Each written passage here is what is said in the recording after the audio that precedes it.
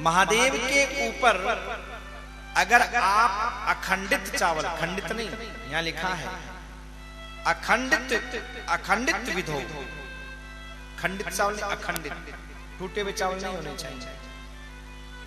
टूटे हुए चावल चढ़ाओगे तो लक्ष्मी की वृद्धि नहीं होगी। अगर लक्ष्मी की वृद्धि चाहते हो तो महाराज साबुत चावल एक एक भोले बाबा के ऊपर ओम नमः शिवाय बोलते हुए, नमः शिवाय बोलते हुए, नमः शिवाय बोलते हुए आप चढ़ाइए। बहुत सुंदर सजनों। इसके बाद में बताया गया गंध पुष्प आदि के साथ श्रीफल भी भोले बाबा को निवेदन करना चाहिए। कम से कम 13 ब्राह्मणों को पूजन के बाद भोजन कराना चाहिए। कम से कम, आगे आपकी इच्छा, भोजन करवाना चाहिए।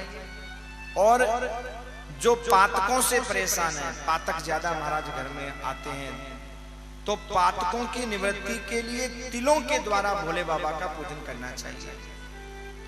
भोले बाबा के ऊपर तिल चढ़ाने चाहिए, तो महाराज पातक जन्य दुख निश्चित ही दूर हो जाते हैं।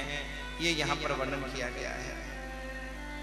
1 लाख जौ से जो महाराज शिव की पूजा करता है, वो बाबा भोलेनाथ को प्रिय होता हुआ स्वर्ग की प्राप्ति करता है, स्वर्ग का सुख प्राप्त करता है। और मूंग के द्वारा जो भोले बाबा का पूजन करता है, उसके घर में सुख और शांति की प्राप्ति होती है।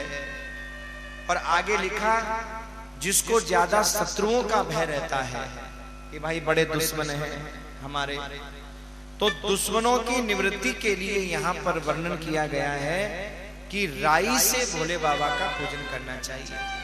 राई के द्वारा, राई का पूजनम संभो शत्रोर मृत्यु करम स्मृतम संघर्षणाम तथा लक्ष्यम सरसपाणाम तथा लक्ष्यम बलेर्विंशति संख्ययः। राई से भगवान शिव का पूजन शत्रुओं के नाश के लिए किया जाता है। सरसों के 1 लाख दानों से शिव का पूजन किया जाता है। और देखिए, शिव की पूजा में काली मिर्च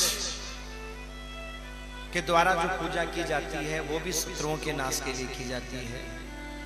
चाहे राई के द्वारा, सरसों के द्वारा या काली मिर्च के द्वारा। ये पूजा जो होती है वो शत्रुओं के नाश के लिए होती है। जिनके शत्रु महाराज बहुत ज्यादा हैं, उनके लिए ये पूजा बताई है। चमेली के फूलों का यहाँ पूजन बताया है।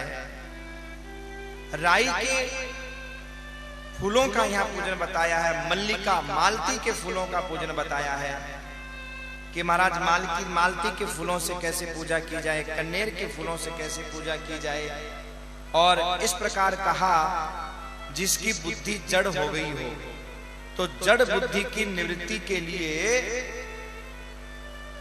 दूध में चीनी मिला करके भोले बाबा का अभिषेक करना चाहिए, तो इससे बुद्धि में वृद्धि होती है।